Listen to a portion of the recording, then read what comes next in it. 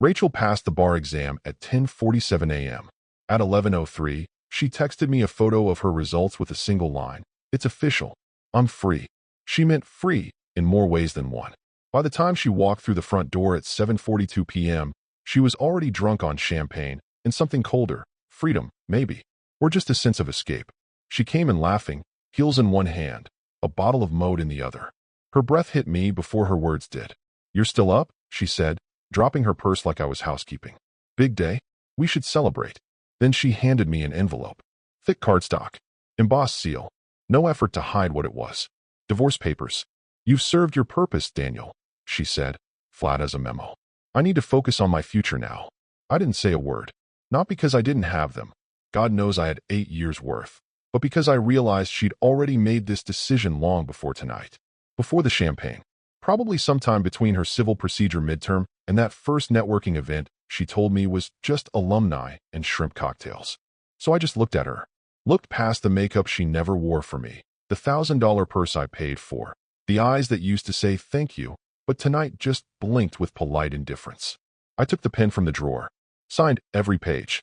And then I handed her the house keys, the garage fob, and the folder with her mother's remaining medical records. All organized, labeled, and color-coded, like always. She didn't even look surprised. No, what really stung was the relief on her face. Like she was worried I might cry, or beg, or embarrass her. But I didn't. I put on my coat, stepped into the cold November night, and left. No bags. No plan. Just the weight of 8 years crashing off my shoulders like a poorly fastened parachute. You spend almost a decade tending to someone's dying mother, wiping her face, pushing her wheelchair, warming her goddamn soup. And when the final credits roll, you're not even mentioned in the end crawl. That's how it felt. Like I'd been edited out of my own life story. Before I walked away, I turned back one last time. She was already on the phone, laughing with someone. Champagne cork rolling across the floor like the punchline to a joke I wasn't invited to. I used to think betrayal came in the form of shouting matches, thrown glasses, motel receipts. Turns out, sometimes it just wears a blazer, hands you a pre-printed envelope, and says, "Thanks for the ride. By the way, if you've made it this far, do me a favor. Subscribe." Yeah, more than 90% of folks just listen and vanish. But this story, it's the only way my team and I get the fuel to keep digging into these truths. So hit that button. It'll cost you nothing. Unlike what I paid. Anyway, people say, you should have seen it coming. Sure. But tell me how exactly? When you're busy working 2 jobs, scheduling chemo sessions, folding her mother's laundry, paying tuition, and skipping meals so she can make it to her mock trial. When exactly are you supposed to detect betrayal? What psychic alarm are you supposed to hear while your wife is studying contracts and you're cleaning up after her mother's last coughing fit? I'll admit it. I stayed longer than I should have. Not because I was weak. Because I believed in her. Believed in us. But belief is a funny thing. It keeps you warm right until it gets weaponized. I left everything that night. The house. The car. My name on the mailbox. She could keep it all. I didn't need reminders. I didn't need vengeance. Not then, anyway. Because what she didn't know, what she still doesn't know as she laughs about me with her colleagues, is that when I left, I took the only thing that mattered. Silence. And silence, when used right, is a blade. The next Saturday, the house was packed with new faces, young attorneys, bar passers, and half-drunk HR managers with clipboards and wandering hands. Rachel had done well for herself. She rented out a rooftop space downtown, threw on a white pantsuit 2 sizes too tight, and played hostess like she'd been born into royalty instead of clawing her way there on my back. The party was a sea of synthetic grins and hollow laughter. No one asked where I was at first. Maybe they thought I'd be hovering around with a camera or flipping burgers in an apron-marked, supportive husband. But after the 3rd or 4th cocktail, people got bolder. "Hey, Ratch, where's your—" What was his name again? Daniel. She said it like she was trying to remember a hotel she once stayed in. Then she clinked her glass with a fork and raised it high. "Daniel," she said again, louder now, with that PR smile she'd been practicing in front of the mirror since law school orientation. "Let's toast to the man who made all this possible." A few people clapped. Polite. Confused. She didn't stop. He was exactly what I needed at the time. A rock. A wallet. A stepping stone. The laughter that followed wasn't polite anymore. It had teeth. Someone from the DA's office spit out their drink. A paralegal snorted and slapped the table. Rachel just sipped her champagne and basked in the applause like she'd delivered a killer closing argument. One of her colleagues from mergers leaned in and whispered something in her ear that made her laugh so hard she doubled over. But not everyone was laughing. Unbeknownst to her, one of the new hires, kid named Miles, had just transferred from a firm upstate where I'd done some quiet consulting after leaving. He didn't say a word, just pulled out his phone, hit record halfway through her toast, and kept his expression neutral. You know how rumors usually start in bathrooms or break rooms? This one started in 4K, with perfect audio.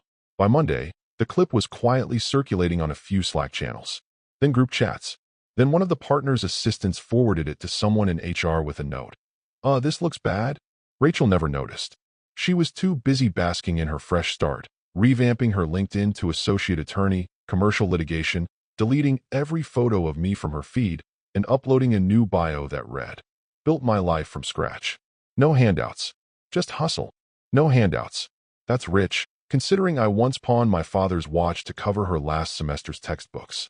But sure, just hustle." She even posted a selfie from the party with the caption, "It takes a village. But sometimes, it just takes a stepping stone." What she didn't know, what she still doesn't, is that someone in that room had known me. Not well, not recently, but well enough. They'd seen the chair I used to sleep in next to her mother's bed. Had dinner in our tiny apartment once. Watched me carry Rachel's books to her car because she didn't want to scuff her heels before mock court. And now they were watching her stand on my bones like they were marble steps. The slander didn't sting. Not really. By then, I was past pain. What interested me wasn't her betrayal anymore. It was her confidence. Because when someone thinks the past can't reach them, that's when they're most exposed. When they laugh too loud, toast too publicly, speak without thinking. That's when the gods of consequence perk up their ears. And someone, somewhere, always hits record. I didn't rent a motel. I didn't crash on anyone's couch. I walked into a train station, picked the fourth destination from the departure board, and got on. I don't even remember where it went. Just that it was far enough for silence to settle. I burned the SIM card first, then the email, then the name. Daniel S. Harper didn't disappear. He molted. I had just enough in savings to last 2 months, assuming I didn't eat. So I made a call. Not to a friend. Not to family. I didn't have those anymore. I called a client I'd once helped pro bono, a struggling software startup founder with more ideas than cash and a desperate need for guidance on contracts, licensing, and equity splits. I told him I didn't want money. "I want a seat," I said. "Quiet, in the back. Let me help you not get screwed." He agreed. I rewrote his IP clauses, cleaned up his books, and flagged a silent investor's clause that would have turned him into a contractor in 6 months. In return, he gave me 4% equity and introduced me to 2 other founders just as desperate. That was year 1. Rachel, meanwhile, made partner track. Boutique litigation firm. Fast track due to raw intelligence and discipline, according to her profile in City Law Weekly. The photo they used showed her holding a plaque and looking off camera, like justice was whispering stock tips in her ear. Her bio said she rose from adversity and had no safety net. Interesting phrasing, considering I was that net. I didn't stalk her. Didn't cyberstalk either. I made a rule, no looking back. But every now and then, her face popped up in an article, a panel, a speaking engagement. She was climbing. I was still digging. By year 2, I was sitting in on board calls, advising on stealth M&As under a different name, D.S. Harwood. I liked the ring. It sounded unassuming, mild, the kind of name that gets typed and forgotten. But it got results. The companies I worked with started avoiding litigation, carving better deals, preempting trouble. One of them got acquired for 8 figures. The founder tried to wire me a bonus. I told him to reinvest it into a new holding structure I'd help him build. Quietly, I was becoming the guy CEOs called when they didn't want their in-house counsel to know how scared they were. I never once raised my voice. Never once filed a complaint. Never once mentioned her name. Because this wasn't revenge. Revenge implies emotion. This was engineering. You don't build rockets because you're angry at the ground. One day I got a call from a finance guy I didn't know. Said he was handling restructuring for a trust with significant exposure and needed someone to help navigate litigation strategy. Off record, flexible. Someone with a spine and a shadow. I asked where he got my name. He just said, "A guy who said you saved his company's soul." Funny. That could have been any of the 3. That project led to another. Then another. I never went on payroll. I never signed anything with my real name. But behind closed doors, people began referring to me as the guy who made problems go away. The kind of guy who didn't ask for credit, just position. By the start of year 3, I had equity in 6 companies, 2 NDA-bound retainers, and an office no one knew I used. Rachel, on the other hand, had headshots, hashtags, and press quotes. Just hustle, she liked to say. But hustle is loud. What I was building couldn't be shouted. It had to be whispered. Because someday, without meaning to, she was going to walk into a room and find out just how far a whisper can travel. The deal was supposed to be easy. Rachel even said so in the kickoff meeting, right before sipping an $18 oat milk latte and telling her assistant to clear Thursday for celebratory cocktails. It was a textbook acquisition. Midtech Systems, a rapidly expanding SaaS firm, was buying out Dunwell & Company, a legacy parts supplier with aging leadership and no succession plan. The Dunwells, 2 elderly brothers and a niece who handled PR like she was still using a fax machine, had been circling retirement for years. Rachel's job was to shepherd the transaction through the legal weeds. Clean, quick, elegant. Instead, it started to rot. The first delay seemed harmless. One of the Dunwell brothers missed a deadline to submit valuation documents. Then their tax filings arrived incomplete, followed by a notice of counterfiling. Rachel chalked it up to stubborn old men digging in their heels. But then came the letter. A 2-page procedural objection. Dry, precise, and oddly preemptive. It flagged a potential violation in the early due diligence clause. Not something major, but phrased just cleverly enough to raise red flags with Midtech's board. The language was surgical. Too surgical. Rachel read it 3 times and passed it to her associate, who frowned and said, "This is actually really sharp. Like surgical sharp." She waved him off. "We'll respond by end of day." They're bluffing. But they weren't. 3 days later, a second letter arrived, this time requesting an extension due to unsettled questions of valuation methodology, including internal bias toward goodwill weighting. Translation: they were accusing Rachel's team of front-loading the deal to benefit the buyer. Midtech's GC called her personally. "Why does it feel like we're walking into a buzzsaw?" he asked. This was supposed to be a handshake deal. Now we're getting outmaneuvered. Rachel, for the first time in months, didn't have an immediate answer. She doubled back through every brief her team had drafted, every email logged, every timestamped note. Everything looked clean, crisp, strategic. And yet, someone was staying 3 moves ahead. She scheduled a late-night strategy session with her team, ordered in Thai food, wrote timelines on the glass walls.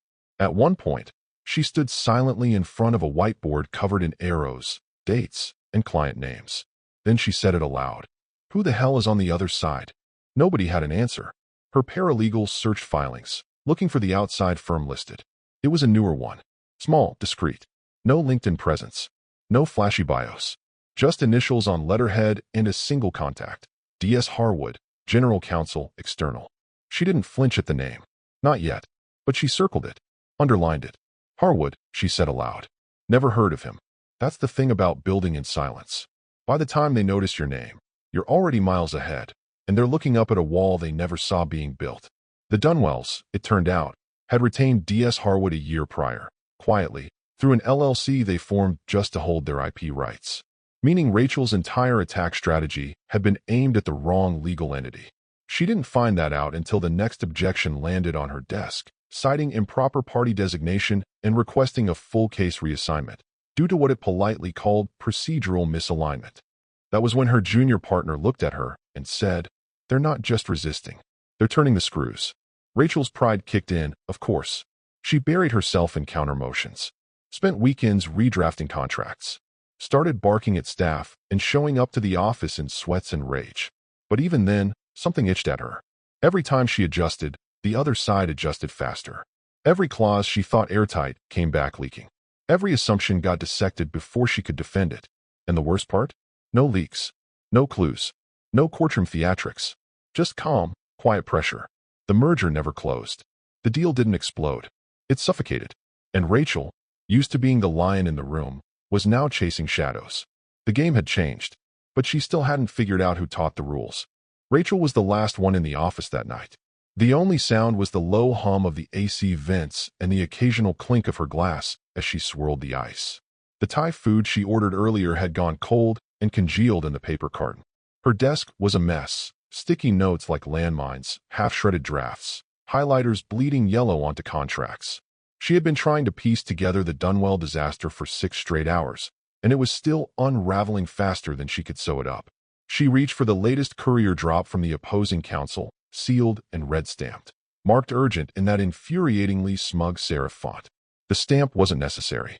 She already knew what it would be, another delay, another trap. She opened it with one hand and kept scanning her screen, barely glancing down. Then her eyes flicked to the closing paragraph. Filed respectfully by counsel for the plaintiff, Daniel S. Harper, General Counsel, Harwood Holdings. She froze. No way. She leaned closer, thinking maybe she misread it. Some intern. Some cousin. A coincidence. But there it was again. Crisp, bold, professionally signed. Daniel S. Harper. She didn't breathe for a few seconds. Her fingers tightened around the edge of the page until the paper warped. She read it again. And again. Then she leaned back in her chair, very slowly, and stared at the ceiling like the answer was hiding in the air vents. Daniel. Her Daniel. The man she'd once told, "You're just not part of the future I see." The man she dumped like expired yogurt. The man she toasted about like a glorified chauffeur who'd outlived his use. She hadn't seen his name in years. He had vanished so completely, it was like he'd been scrubbed from the planet. She assumed he was probably managing a hardware store somewhere, or maybe living out of a trailer in Oregon. But this? General Counsel of Harwood Holdings. The very entity she failed to trace during due diligence because they'd masked their interests behind shell acquisitions and paperwork so tight, even her senior partner hadn't cracked it. She looked at the page again. No middle initial mistake. No typo. No alias. It was him. The silence in the room got heavier. Like the walls were closing in to hear her reaction. She reached for her phone instinctively, but didn't call anyone. What would she even say? Hey, remember the man I abandoned the day I passed the bar? He just handed me my own spine in a legal envelope. She laughed, bitter and dry. Her mind darted through memories. Him cutting pills for her mother with surgical precision, staying up all night reviewing her case notes, carrying soup to her bedside after a 14-hour exam day, nodding through her insults like he deserved them.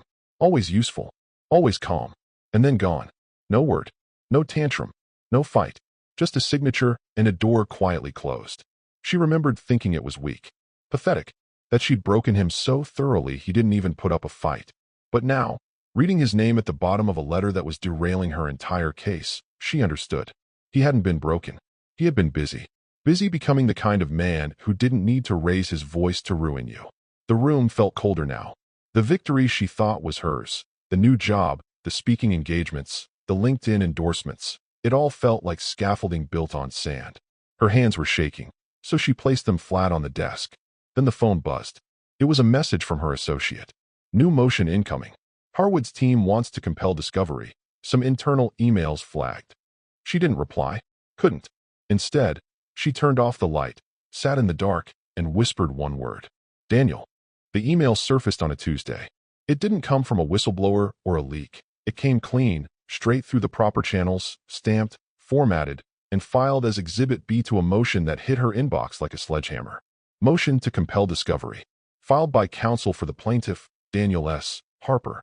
Rachel opened it expecting more of the same. Strategic delays, polite sabotage, corporate red tape.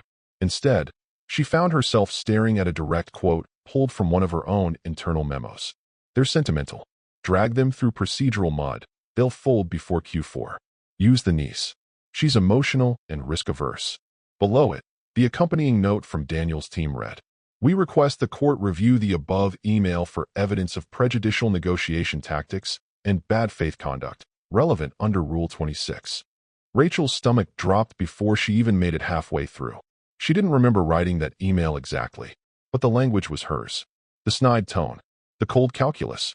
She'd written it after their second strategy meeting, sent it as a late-night note to her team, trying to sound tough and clever, back when she thought the Dunwells were just another fading family brand ready to be swallowed. She never expected it to see the light of day, certainly not weaponized by her ex-husband in open court. By 9 a.m., she was in a meeting with 2 senior partners and her firm's general counsel. The room was tense, sterile, suffocating. Rachel, one of the partners, said, folding his hands like he was praying, "How in God's name did this get into the record?" "It was internal," she muttered. "Confidential. No one was supposed to see. It's discoverable if it goes through channels," the GC snapped. Which, evidently, it did. The senior partner leaned back, rubbing his temples. "You handed them motive. You gave them a narrative." "He quoted me out of context." "No. He quoted you perfectly. The word perfectly hit harder than it should have. She wanted to scream, wanted to flip the table or throw something. Anything to shatter the smug silence her ex had left behind in that motion. But all she could do was sit there and stew in it. Her colleagues didn't say it, but their eyes did. This could cost us the case. This could cost you everything. And the worst part? Daniel never even addressed her directly in the filing. No underlining. No sarcasm. No gotcha moment. Just quiet, factual disassembly. It was the legal equivalent of watching your own words turn into a knife and realizing your ex-husband was not only holding it, he was letting you twist it. The judge responded by issuing a formal order. The email is deemed relevant and admissible under the scope of discovery. Motion to compel is granted. Defense is instructed to produce all related correspondence and internal memos regarding negotiation tactics used against the plaintiff. By noon, Rachel's name was trending in a handful of private legal forums. Not publicly, not yet, but the scent of blood had been picked up by her peers. Associates whispered. Paralegals paused when she walked by. And Daniel? Still no word. No message. No call. Just motions. Filed precisely. Delivered quietly. Unfolding like the slow, methodical turning of a screw. That night, she stayed late in the office again, combing through every email she'd sent in the past 6 months. Every memo. Every Slack message. Her eyes burned. Her wrists ached. Her confidence, that steel-plated pride she wore like armor, had started to bend under the pressure. She thought about texting him. Asking what? For mercy? For clarification? But there's no defense against your own handwriting. The next morning, she found a note slid under her office door. No signature. No envelope. Just a post-it with 3 words in block letters. Words are evidence. It wasn't signed. It didn't need to be. Rachel called the motion a formality. A legal nuisance. She told her team it would be denied, but they had to at least go through the process of attempting to remove Daniel as opposing counsel due to prior personal entanglement. She even used those exact words in the filing. Prior personal entanglement. Not marriage. Not 8 years of caregiving. Just a vague phrase, sterile and distant, like he was some old boyfriend who once borrowed her charger. The judge reviewed the motion without a hearing. Issued a denial in less than 48 hours. No elaboration, just one line. No evidence of current or potential bias preventing impartial legal representation. Motion to disqualify denied. She read it twice, printed it, then shredded the paper for no reason other than to hear something tear. Then, as if on cue, her firm's admin assistant came knocking on her office door, face pale, envelope in hand. It's a notice, he said, addressed to the managing partners. She took it, opened it, and for the second time in as many weeks, her name felt like a stone in her mouth. Professional Oversight Council, Appointments Update. Effective immediately, Daniel S. Harper had been appointed as a standing member of the POC, the regional legal body that conducted independent reviews of attorney misconduct and ethical violations across multiple counties. He was now one of 6 members with voting power. Jurisdiction over disciplinary hearings. Subpoena authority. Public reprimand authority. Her breath caught. She sat down fast. She didn't know he had even applied. Didn't know he qualified. The POC wasn't some advisory board you got onto by charm or donation. It was built for the cold-blooded, the hyper-competent, the ones with spotless records and knives for logic. The ones who didn't flinch. Daniel had flinched plenty during their marriage. At least that's what she remembered. Now she wasn't so sure. Do we need to report this? One of the junior partners asked later that day. I mean, if things keep going badly, it could look. It's a coincidence, Rachel snapped. And we are not going to give the impression that we're afraid of oversight. But she was. And not just oversight. Him. Because the moment that letter hit her hands, she understood what was happening. This wasn't about winning the case. It wasn't even about the merger anymore. Daniel had positioned himself perfectly, not to punish her, but to watch her fall without laying a finger. If the case imploded under her watch, if the Dunwells filed a grievance, if Midtech pulled out and accused her of intentional procedural misconduct, all of it could end up in front of the POC. And he'd be there, sitting on the review board. No need to recuse himself unless it was a formal complaint from her directly. She imagined it. Entering a room full of attorneys with notebooks and quiet expressions, looking up to see him, calm, collected, possibly even chairing the session. Her ex-husband, her stepping stone, now with the authority to decide whether she still deserved to call herself an attorney. The weight of it all began to collapse inward. Her breathing got shallow. Her hands wouldn't stop trembling. She had underestimated him. so thoroughly, so completely, that she didn't just leave the door open when she walked away. She left the blueprints for her destruction lying right on the table. And he hadn't burned them. He'd filed them, categorized them, used them to build a foundation stronger than anything she'd ever known. That night, she stayed long past midnight, sitting in her glass office, staring at the skyline she used to think she owned. Now it felt borrowed, like everything else.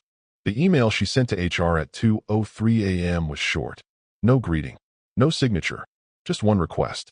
Effective immediately, I am requesting to recuse myself from the Dunwell matter due to a previously undisclosed personal conflict with opposing counsel. The next morning, she CC'd the partners, the general counsel, and even her executive assistant to make it look transparent.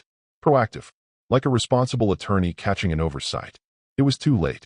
By noon, Daniel's team had filed a formal objection to her recusal. The objection wasn't emotional. No grandstanding. Just another meticulously structured document, delivered like all the others, sharp, cold, surgical. In it, Daniel's lead associate laid out a chronological timeline of the case, highlighting Rachel's direct involvement in at least 11 separate strategic decisions made after her office received documents bearing Daniel's signature. More damning than that was the attached appendix, a series of internal emails she'd sent, dated after she'd seen his name, where she continued managing the case, offering directives, coordinating briefings, and even mocking the Dunwell side. The final nail came in the form of a screenshot from the firm's internal calendar system. Rachel had marked the day she received Daniel's name with a private tag labeled H. The objection concluded with one final line. Defense counsel cannot, in good faith, claim ignorance. The issue is not the prior relationship. The issue is the conscious choice to proceed without disclosure, an ethical violation that places both the case and the court's confidence in jeopardy. By 4 p.m., she was summoned into a closed-door meeting with the firm's managing committee. They were polite, corporate, dead-eyed. One of the senior partners, the same man who once told her she had the cold focus of a sniper, didn't even look up from the table. He just asked, flatly, "Did you ever disclose the relationship, Rachel?" She hesitated. "Not formally," she admitted. "But it wasn't malicious. I didn't think it would affect." "That's not your call to make." Another partner cut in. The general counsel flipped through the binder in front of him. "You had every opportunity. The moment his name appeared in the filings, you should have flagged it. Not 6 weeks into negotiations. Not after the motion to compel. It wasn't strategic," she tried. "It was panic. I was trying to protect the firm." That hung in the air. Protect the firm. The irony was so thick it was almost funny, because now, it was the firm trying to protect itself from her. "Rachel," said the GC quietly, "do you understand how this looks?" She didn't answer, because she did understand. It looked like she'd hidden a personal conflict to maintain control of a high-profile case, only to panic and try to retroactively cover her tracks when it went sideways. It looked like her silence wasn't just a lapse in judgment, but a deliberate omission. It looked like negligence, at best, and at worst, it looked like ethics violations that could land them in front of a disciplinary board.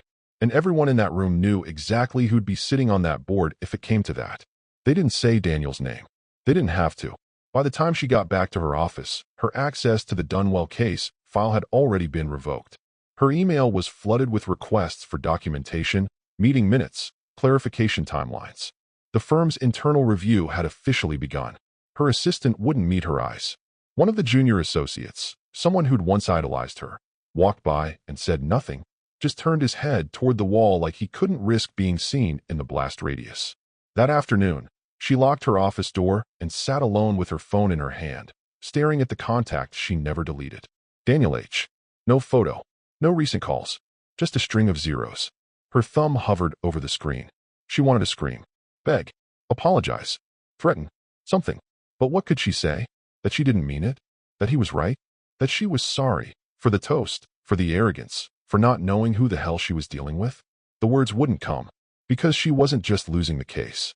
She was losing her image, her career, her grip, and all of it, every unraveling thread, had started the moment she failed to treat him like more than a stepping stone. Now the cracks weren't just internal. They were public. The hearing room was smaller than she expected. No grand court, no oak-paneled theater for drama. Just a carpeted conference space with bad lighting, lukewarm water pitchers, and a crescent of silent judgment behind nameplates. Rachel sat at the defense table, hands neatly folded, trying to fake calm. Her blazer was tailored, her hair perfect, but her stomach was a war zone. Her firm hadn't pulled her. Whether it was strategy, punishment, or optics, no one said. They just said she was still led. And now, as opposing counsel prepared to deliver their final presentation, all she could hear was the soft rustling of papers and the buzz of a flickering fluorescent light above her. Daniel didn't speak right away. He stood, buttoned his suit jacket, walked to the center of the room with that maddening patience he used to have when folding her mother's laundry by hand. Then he looked directly at the arbitration panel, cleared his throat, and began. In Exhibit F, you'll find a transcription from a recording submitted by a third party, an audio excerpt taken from a social gathering, approximately 3 days after the defense counsel's graduation and bar certification. Rachel's pulse pounded in her ears. She knew what was coming. Still, she hoped, prayed, he wouldn't. Daniel kept his voice even. In that excerpt, the following words are attributed to Ms. Rachel M. Langston. He was just a stepping stone. I needed stability while I built something better. Silence. The kind that curdles the air. Daniel didn't turn his head, didn't glance at her, didn't allow even a sliver of personal expression to break the surface. It was pure professional neutrality, clinical, surgical. But the room reacted. One of the panelists raised an eyebrow. Another tilted their head, visibly uncomfortable. Even the stenographer paused her typing for half a second. Rachel sat frozen, her mouth dry, her lungs tight, her vision tunneling just enough to blur the edges of the room. She felt every eye shift toward her, subtle, like dust settling, but unmistakable. He was just a stepping stone. She'd said it while drunk, triumphant, surrounded by peers who laughed at cruelty like it was wit. She thought the moment had disappeared into the night like spilled champagne. But someone had recorded it. Someone had sent it. And Daniel had waited. Not to humiliate her in public. No, that would have been easy. He waited until her words were relevant, admissible, consequential. Now they weren't just cruel, they were strategic. They painted a portrait of a lawyer who acted out of arrogance, not ethics, who saw people as tools, who viewed professional conduct as theater, not duty. Rachel opened her mouth, just slightly, as if to object, to explain, to breathe, but nothing came out. Daniel didn't need to elaborate. He let the quote hang in the room like smoke from a fire everyone could now see was hers. When he finished, he returned to his seat without a glance in her direction. She could feel her chair sinking under her. Across the room, her firm's GC avoided her gaze. One partner thumbed through a legal pad he wasn't even writing on. The associate who once idolized her sat stone-faced in the back. No one moved to help. No one interrupted. And still, Daniel didn't smirk, didn't gloat, just took a sip of water, opened his briefcase, and began organizing the next exhibit like this was any other day. Rachel felt it then, not just the sting of exposure, but the isolation. A hollowness carved out by the slow realization that her fall wasn't a result of one error or one enemy. It was every little choice she thought wouldn't matter. Every corner cut, every cruel remark, every assumption that the people you stand on will never stand again. And now she was the one seated, watched, judged, and quotable. The rest of the hearing blurred. Motions, statements, closing remarks. But no one remembered anything except that line. The line that followed her out the door, down the hall, and into the elevator like a shadow sewn to her name. By the time she made it back to her office, the HR director was waiting inside with a neutral expression and a sealed envelope. No words, just policies and protocol. The case didn't implode, it evaporated. Midtech quietly pulled the plug a week after the hearing. Their GC issued a bland statement about recalibrating priorities, but everyone knew it was a mercy kill. Too much bad press, too much risk, no appetite for a deal now radioactive with scandal. Internally, Rachel's firm conducted a strategic personnel reallocation. That's what the email said. She wasn't fired. That would have drawn headlines. She was just detached. Her name quietly removed from the website. Her office packed by someone else. Her email deactivated without ceremony. Her severance sealed behind an NDA so tight, even the whispers couldn't breathe. One partner gave her a weak handshake in the lobby. Another offered a shoulder pat so light it felt like static. No one said goodbye. No one mentioned the hearing. No one used the word stepping stone. They didn't need to. She moved into a sublet, half the size of her old place, with air vents that clanked like they were coughing up judgment. She applied to 5 firms. Got one reply, a polite rejection. She started rewriting her resume with new verbs, softer titles. Strategic consultant, private legal advisor. Anything to scrub the stench of exposure. Then one afternoon, weeks after the silence had begun to feel normal, someone knocked on her door. Not the building manager. Not food delivery. A woman in a blazer, sunglasses still on. No badge. No clipboard. Just a brown envelope in hand. "For Ms. Langston," she said, and left before Rachel could ask a single question. No sender listed. No postage. Just her name, handwritten in black ink. She opened it at the kitchen counter, breath held, stomach tight. Inside was a single document, familiar, yellowed slightly at the edges. Her original divorce filing. The one she served Daniel with on the night she passed the bar. Same envelope. Same pages. Same red stamp across the top. But now, there was something new. At the bottom, just under the final signature line, in handwriting she hadn't seen in years. Clean, deliberate, unmistakably his. "Stepping stones don't move backwards. Best of luck climbing alone." No signature. No return address. No phone number. Just that. Rachel stood there, hands trembling, not with rage, but with something quieter, heavier.